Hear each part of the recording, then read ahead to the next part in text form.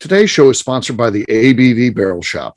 The ABV Barrel Shop is located in the St. Louis metro community of Arnold, Missouri, and is the world's first single barrel only liquor store. This business is owned and operated by Steve Akeley and Jim Fosnot.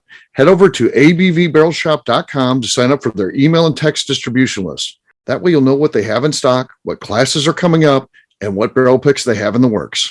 We are also sponsored by The Bar to Go. The Bar to Go offers a fully customizable carrying case that allows you to take your favorite distilled spirits or cocktail ingredients with you. Whether you're looking for yourself, a customized gift, or logo items for your business or event, The Bar to Go can help.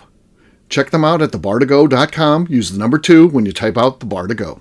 Did you know Neely Family Distillery now ships its popular distilled spirits directly to you? To order, simply call 859-394-3258. Tell them the ABV Network sent you. And now, on to the show. Let's drink!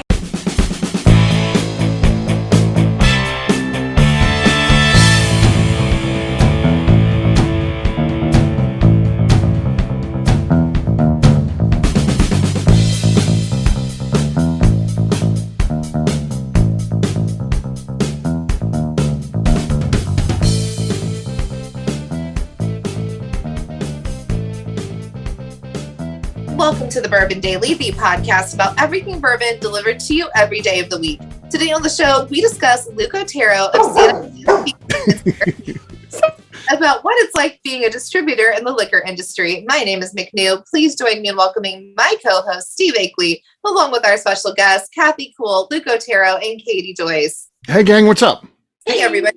Hello. And the extra special guest, Midas, my dog barking. Midas wanted to be on the show. Midas came up while you stepped away before, was right at the microphone trying to get that thing to work. So, yeah, Midas figured out a way to get on. He's ready for it. Yeah. Yeah. He's wanting to be a podcaster. Opinions. There you He go. has many opinions. I guarantee you of that. Midas has many questions for me tonight. Yes. He does. Yeah. He wants to know what being a distributor is all about. Yeah. Can you distribute dog bones next? Right. That included. So yeah, we'll talk to Luke about life as a distributor and what it's like and all that kind of stuff. But we'll get to that after the break. For right now, McNew said there's something she wanted to talk about. What is that, McNew? So what is something that is apparently common knowledge that you learned very late in life? Like, apparently people knew this was a thing and you did not. Okay. Well, Katie's definitely got one. She's took a drink and she's struggling to not just spit it all over the room. Apparently she's dying laughing here. So I do have one. Okay. So my first thought is, as a person now in their 30s, I consider myself to be pretty worldly and have a lot of common knowledge. However, in my teenage years, not so much. I was in a high school class and it was a lifestyles class. So they're supposed to be teaching you like practical things. And at one point I raised my hand. We're going over a lesson on like vehicle maintenance, etc. And I raised my hand in class and I asked in front of the whole class as like a 17 or 18-year-old, why is it that you have to rotate your tires? Don't they rotate when you drive? And I will never. Bad question. It's not bad. My brain has this burned vision of the classroom I was sitting in and the look of the kid in front of me who turns around and looks at me of like, did you really just fucking ask that? Like, and still to this day, high school classmates of mine, we've been, oh God, how long? It's a long time since we graduated. They'll come up to me like, hey, Katie, why do you rotate tires? And I'll be like, listen here. I'll be like, I have now rotated my own tires, changed my own oil, fixed the turbo on my own diesel truck. Like, I am far beyond this now. Okay. Like, don't live it down. Don't live that down. Matter. But also the logic stands. They call it rotating the tires. They don't explain that it's rotating left and right and front and back of the tires, taking them off. And my family growing up, we always just took them to the dealership to have our oil changes and our tire rotations done. I never had that lesson from my parents of doing that on my own. Yeah. And if I ever had troubles, I was told you call AAA. That's how I grew up. Right. So I did not have any lessons in vehicle maintenance until I then was later in my teen years and early 20s. So that was my common knowledge thing that was delayed on of why do you rotate tires? Don't they rotate? I think that one's very fair. That's a fair one. Yeah. It was, oh God. My teacher, God bless her, she kept a straight face somehow. She paused, she had to wait, and then she explained it to me, but she kept a straight face. Yeah. Okay. And then That's she went legitimate. into the break room with the other teachers. Oh, I knew it because I think Probably other got the teachers full school. even brought up to me. I'm pretty sure my literature teacher after that, my honors lit teacher was like, "Hey, Katie, why do you rotate tires?" I was like, "God damn it, they're talking about the teachers' lounge." Yes. Okay. Anybody got anything else? Because I'm struggling. I can't think of any. I mean, I know there's a lot of stuff like that. You're always amazed when you're late at knowing something, but as far as thinking of what it is right now, I It's can't. really I hard. find The it- only thing I can come for up with me- is that you don't get to take a base in slow pitch softball. Oh, well, yeah. Honestly, I just learned that one today. So that I feel like that's a bullshit rule, and you get a pass on that. No one should know that because that rule should not exist. Right. Common knowledge. Common knowledge. No, Yeah. it's not common knowledge. It's very common knowledge. All right. All right. Luke, what about you? You were saying something. It's kind of in the vehicle part. In my Escalade, I still don't know all the bells and whistles in it. And I was going someplace and the War Department was sitting shotgun, and she pressed this button, and it lifted up at the screen, and is like a storage unit behind it. I said, "Hell, what is that? How did you know to do that?" She says, "It's just a safety box." I said, "Oh, okay." So for me, it's more of the bells and whistles that I guess I should know in a Right. vehicle, and I don't. Okay. Okay. That's what you There's learn nothing exciting about that. time. Yeah. I've got one, and this is the best kind of one because it's not about me, but it's about the warden. As you mentioned that, then I got to thinking. So when we're putting up some stuff at the shop one day, we get some two-sided tape, and I said, "Hey, could you put that up? We're working on the build out and all that, and we're putting some things up." And I said, "Could you put that up?" And I see her taking this two-sided tape. She tapes off the one side, and then she starts rolling it like you do like Scotch tape. How you do like a roll it around where it touches itself, and then you have like a little circle, A loop, thing you yeah. flatten. So she's doing that with the two-sided tape. And I said, "What are you doing?" And I said, "That's two-sided tape." She's like, "Well, I've never used two-sided tape. I don't know how it works." I'm like, What? there's things on both sides of it. What? When you To do the yeah. loopy thing. Yeah. Just touch it and figure it out. both it's two-sided, and both sides are sticky, and so you just put Like, it on the back of there, and The, then the press it on label on the dispenser kind of tells you how it there. works. Right, well, she had no idea. Well, I did. It's because she had never used it before. She never used two-sided tape. She didn't know Really? how it worked? Yeah, didn't know how it worked. She See, wasn't a two-sided tape family. So, I feel like what issues that means, like I don't know. that Yeah. are why people need attorneys, because the amount of times that people come to me with legal issues that are very synonymous to I've never used two-sided tape, so I didn't know how it works, but it caused them to commit a crime or end up in a custody battle of Or some some kind of stupid weird amount. Injures Yeah. herself with it because she didn't know. Do Yeah. you feel like, Katie, I've got a serious legal question to ask now. So say I then started laughing about that, and then she would have killed me in a fit of rage. Would she have been like, "Hey, I didn't know how to use the two-sided tape, and I took offense, and I just lost it." You think she might have had a chance? So if you were making fun of her for something that the rest of the jury would have agreed is not common, I think she could have gotten away with a temporary insanity plea. With Like, the two-sided If tape? she didn't know how to use a jigger and like something bourbon related, and she was like, "How was I supposed to know that the one side of the jigger was 2 ounces?" kind of a thing. Right. I think a jury would go with the temporary insanity. On two-sided tape, the jury is sending her to prison for life. Right. Two-sided tape. Now, if you were in the unfortunate situation of representing her in that case, are you looking for that one person who didn't know what two-sided tape is? I Your am, hopes yes. is within the jury In pool, my- you got one in there? I'm gonna have some very odd questions in voir dire of the jury. That is correct. Right. You're What kind of hopeful. experience do you have with adhesives? And have you ever Consider considered yourself an yourself expert. to be a Right. victim of Yeah. adhesive knowledge? Yes.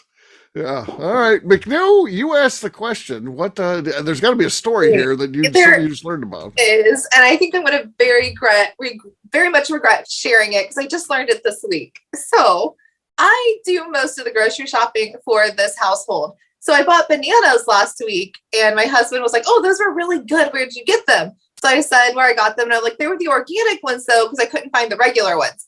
And he's like, "Oh, well, how much were they? Were they more expensive?" And I was like, "I don't know." I was like, "I don't know how much bananas cost." I just assumed they're $5 or less, so I don't worry about it.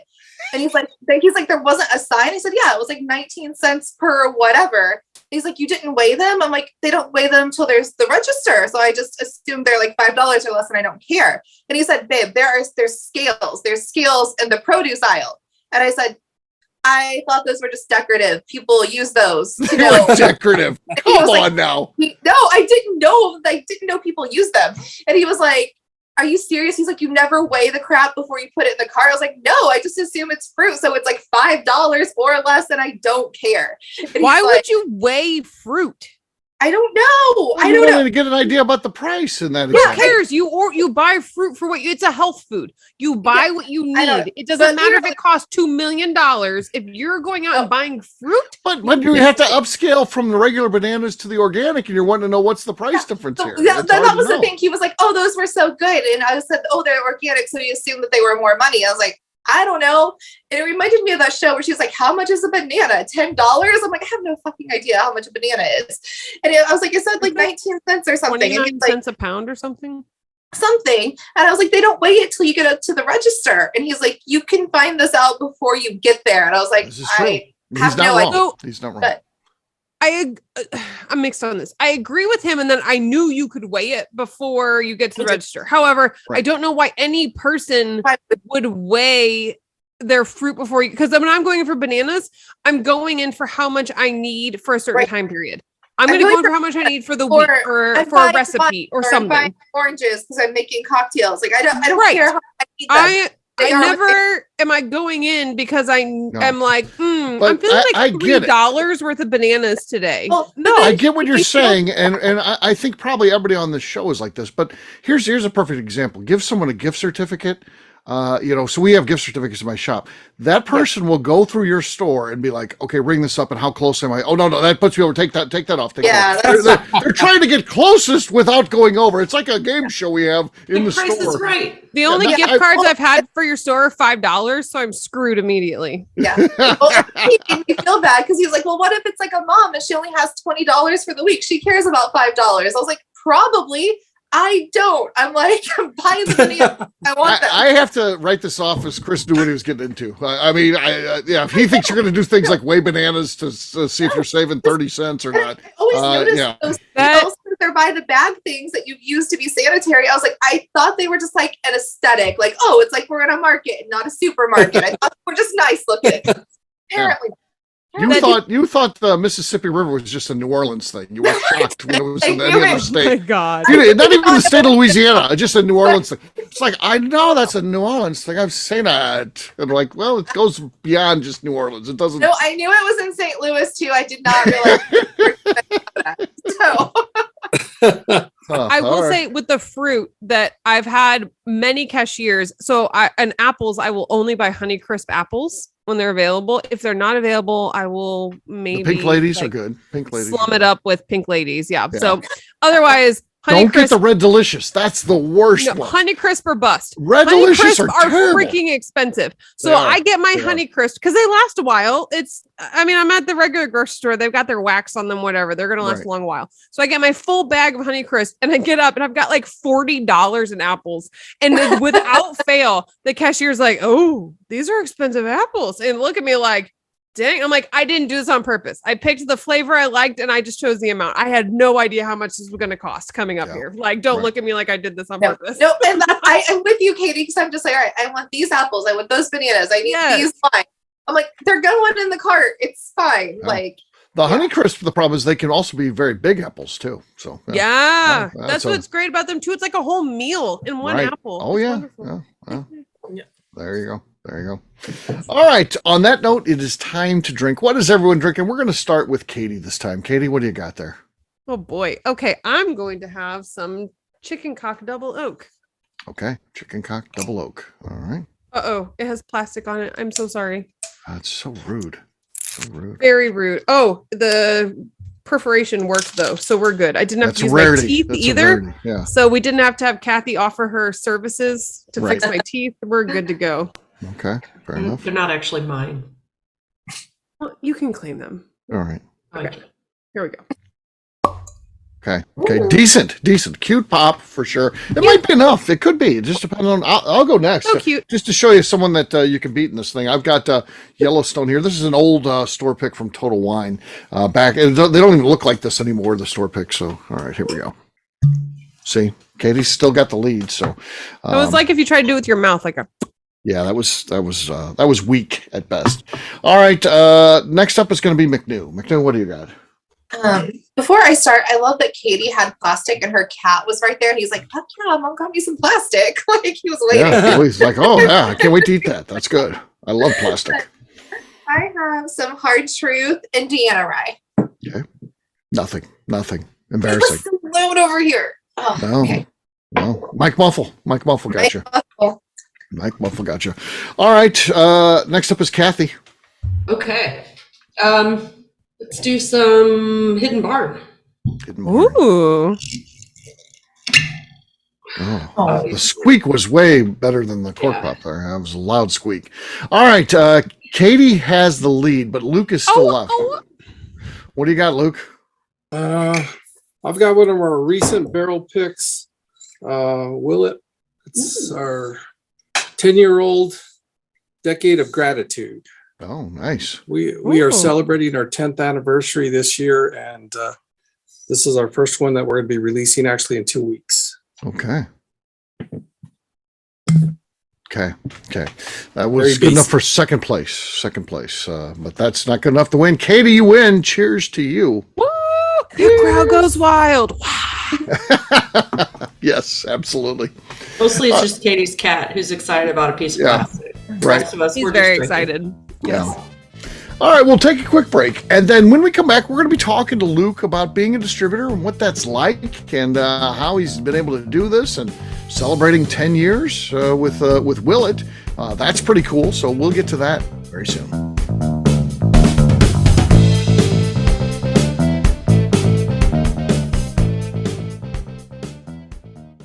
Let's talk about the people who make these shows happen. First up is the ABV Barrel Shop.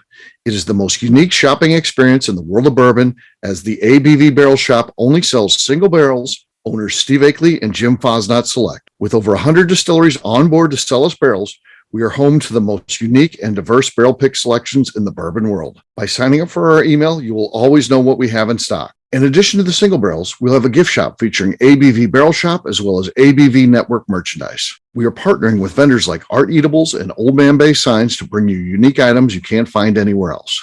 We'll also have a 24-seat classroom where we are offering educational and fun classes like Breakfast and Bourbon, a series where we pair donuts and bourbon, customer barrel picks, and opportunities to learn from master distillers and other bourbon dignitaries. Best of all, we feature a tasting bar where you can try before you buy. All of this is located in the St. Louis metro community of Arnold, Missouri. If you are in the St. Louis area, please stop by to say hi. If you're traveling in from outside the area, please take advantage of our hotel rates with the Drury Inn and Pear Tree Inn, less than a mile from our shop. This can be done via the links in our Visit St. Louis section on our website. Head over to abvbarrelshop.com to plan your trip. The ABV Barrel Shop. It's where single barrels live. Hi, this is Steve Akeley, owner of the ABV Network. We're sponsored by the Stave and Thief Society. This is where you, a bourbon enthusiast, can expand your knowledge and emerge a bourbon steward. In 2017, I completed my Executive Bourbon Steward certification. It's the most comprehensive bourbon certification program available and connects you with an expansive network of bourbon enthusiasts and professionals. Check out the full listing of in-person and online certifications and join the society today by enrolling at staveandthief.com. Okay, let's talk about the Neely Family Distillery. In 2018, I met Royce Neely at an industry event. He started appearing on our shows, and we became friends during my frequent trips to Kentucky. Today, he is amongst the leaders of young distillers leaving their mark on the bourbon industry. A visit to Neely Family Distillery yields insight on their unique family history, why their products are special, and gives you the opportunity to taste their whiskey, moonshine, and creams. Check them out at neelyfamilydistillery.com or visit them in Sparta, Kentucky.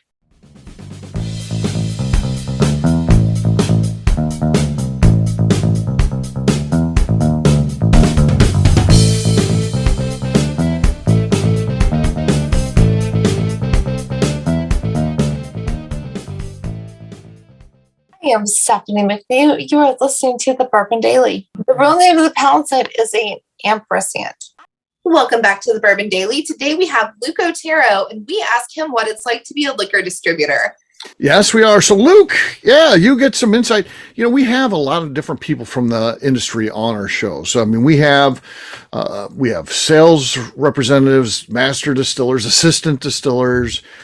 We have owners, brand ambassadors. But in terms of distributors, you're our only distributor that comes on. So, I guess in general, give us an idea of what that job's like. What's the role that you have to do, and how does it happen? How do you get these brands and all that kind of stuff? We've been in business 10 years. We sold our first bottle of wine. We started off just with wine. Just wine, okay. March 2013 was our first sale, and then 2 years into our business, we had friends approach us that owned a liquor store and a restaurant, so that'd be considered doing some bourbon, and we really hadn't. So we took the dive into it, and it was a lot more challenging than it wasn't as easy as it is now. Because there's so many options now with all the craft distillers. Yeah, for sure. Very few back then. I'm talking 2016. So right. We were able to get Willet, and that was our foundation to an entree into the spirits world, and a lot of good things started to happen thereafter. So Willet is still our main foundation for our spirits line, and it's kind of neat because we all have a front row seat to this bourbon wave of popularity going on, whether it's good, bad, or indifferent. We all have front row seats, but being a distributor, we get to be inside the ropes at times, and like you, Steve, and you get to be behind the scenes and see some of the things and meet some of the people that have really propelled us into the spirits line, that we've picked up a couple others that are with us now. And we're on the cusp of bringing in our first tequila from Jalisco. So that's a really cool thing. Yeah. Yeah. Very nice, for sure. What does anybody have any questions for Luke about distributor? Yeah, I Kathy, do. So when you say you have Willet, are you their only distributor, or are you a distributor for a region of the country? No, post-prohibition, Kathy, the states were all granted they were allowed their own laws to regulate liquor, and so New Mexico is the only state we service because we're a wholesaler just for that state. We can't go into any other state, just like they can't come into our state without. So it's a very regulated industry, probably the most regulated industry, because everything that happened during prohibition. Yeah. There's a lot of tax money riding on it. So believe me, that caused them to get a lot of rules. They want to make sure they get paid. All the governments, local, state, all the federal, they all got to get paid, and they want to make sure there's rules in place to make sure they get their money, for sure. Yeah. So then how does distributorship work in control states? It depends. That also will vary. That will also vary. Some do have traditional distributor types that have to work with the state. Other times the state is actually the distributor. So yeah, there's examples where the state is actually serving in that role. That's always interesting. Yeah, you're talking about 50 states and 50 sets of rules. So plus the District of So Columbia. every distillery that's in every state is working with 50 different distributors. Well, there are some distributors that the big guys, if you will have distributorships, and then of course they have to follow unique rules by the state, but they have to establish a presence. They have to do the paperwork, and then so there are some that certainly there's none that are in all 50 states, but there are certainly plenty that are in multiple states and most states and things like that. So yeah. Sure. Yeah. What else do you might want to know? Katie, anything you want to know about day to day? So I guess I'm always curious about like the learning experiences you've had of like things that you thought were going to go smoothly that ended up being like a huge learning experience. And I don't know if anything comes to mind when but that's always the types of stories that usually pique my interest. Yeah, no, that's actually a great question, Katie, because daily things we do, we are constantly looking at the logistics, meaning the transportation from basically the West Coast for our wines and for eastbound from Kentucky. And during COVID, especially the transportation issue was very challenging. So we're constantly checking on that, and we're still paying the price. I think everyone is on shipping rates. Those have not gone down. So consequently, a lot of the prices that are for bottle of wine or bourbon have not gone down. If anything, they've stayed high. And so we are daily just checking those things because that affects our bottom line. I mean, so when someone's having glass issues, I mean, Becca and I, we've talked about this. They had bottle issues and just supply chain issues. Those are the day-to-day things that we all check, and especially us as well. So yeah. Luke, one of the things that I don't think bourbon fans necessarily ever see through the eyes of a distributor, but they'll also often think about it through the eyes of themselves and then through liquor store owners, is allocated things that are tough to get. And, are the liquor stores treating them as customers fairly? But that has to start with you guys. And you do have Willet, which is highly coveted. They came out with their weeded bourbon last year, and everybody had to have it. And so there has to, that log jam of not having enough has to start with you. And what's it like for you to deal with that type of stuff? Because I would assume you're not making everybody happy, and probably there's really nobody that's happy. Even the ones that are getting some are like, I want more, So that's got to be a tough part of the job of dealing with a product where you can't get enough to satisfy consumer demand. In that case, your consumer being liquor stores. Yeah, the allocated piece for anybody, whether it's Sazerac or birthday bourbon. For us, it's the Purple Tops. Yep. So it starts actually at the distillery. They said, this is what you're going to get. Then after that, it's up to us to decide who gets what in New Mexico. That doesn't sound fun. So, yeah. And it's not. But what we were able to do, because last year was an extremely generous year from Willet, a total of 6 Purple Tops. So we were able to accommodate just about every one of our customers that expressed interest in it. And we looked at each other and said, that's this year, but it's not going to be that way all the time. So right. we use that as a launch pad to let them know that it's not going to be the same. You may not get the same amount next year, but we're going to try to do it. For us, though, Steve, we don't play favorites just because no one wins there. Right. So we share it with just as the smallest mom and pop liquor store to the Total Wine store. And they're all getting a taste of some of the allocated bourbons that we're receiving. And so they don't feel left out. Right. We go around and when we visit with our customers and they say, gosh, we've been really screwed by XYZ distribution company. because of the allocated Blantons or whatever. And we know somebody else got 20 cases and we didn't even get one. So we don't want to hear that about us.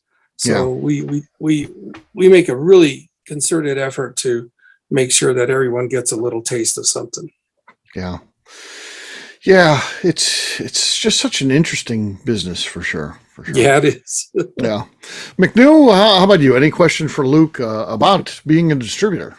So you are a family business. What's that look like on a day-to-day? Like, there you go. Fun working with your family. It's interesting to me. Yeah, that's a good one, Stephanie, because even when Lucas wasn't here in the state, we were still checking with him pretty much on a weekly basis. So for Katie and Kathy, our son Darlene and our son Lucas, he's our managing partner and he basically runs the show. They moved back to New Mexico a year and a half ago, and now he's running it. And we talk every day now. So what we're talking about is the many things that we've already discussed. We know what bottles we got coming in, what shipments we got coming in. We're constantly checking, trucking options and just going over everything. Darlene will talk to us about insurance rates. I mean, she's our bookkeeper. She does everything going on. So we're making sure that our pricing is always good and we're covering our costs and then some, because we don't want to get behind the 8 ball and then have to do something drastic. So it's a lot of communication that we weren't normally having, Stephanie. Yeah. But we're having a lot more of it on a day-to-day basis about a lot more issues. Yeah. Well, all right. Well, there you go. There's just a little bit of insight into being a distributor. Obviously, there's a lot more to it, but that gives you some insight to what it's like. So we'll wrap this one up. Wait, one final question.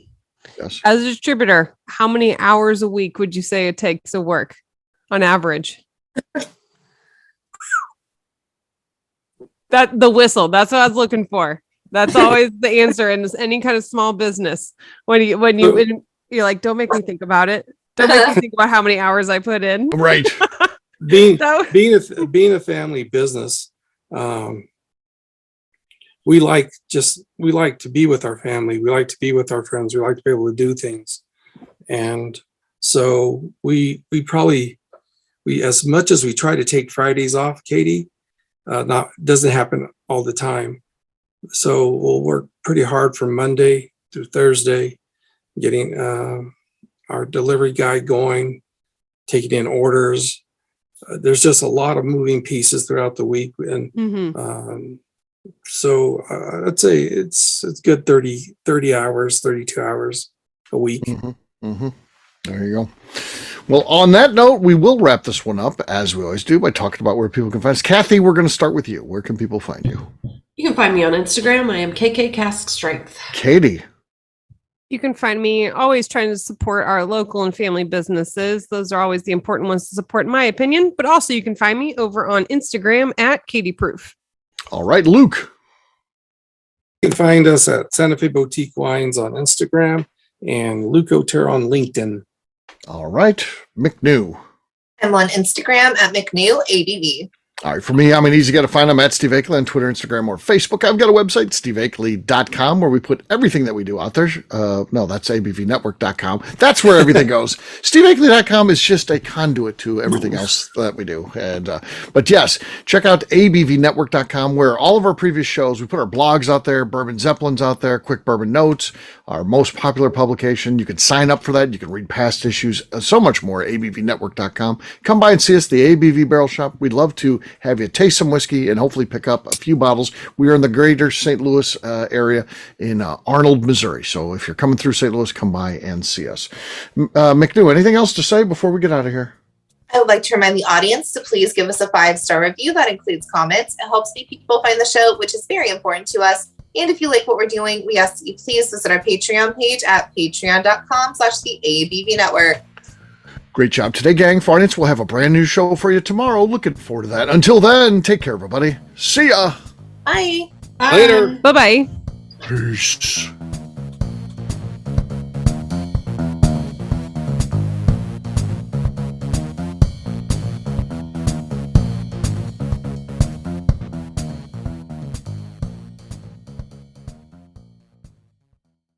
Before we finish the show, let's talk about some great companies that support the ABV network. First up is Moonshine Still Pro. Moonshine Still Pro has a full line of products to help the home distiller.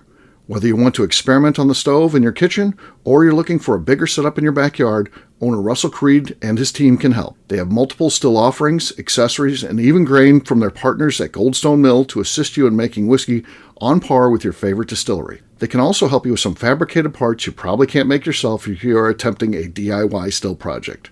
Learn more or order your still or parts at moonshinestillpro.com.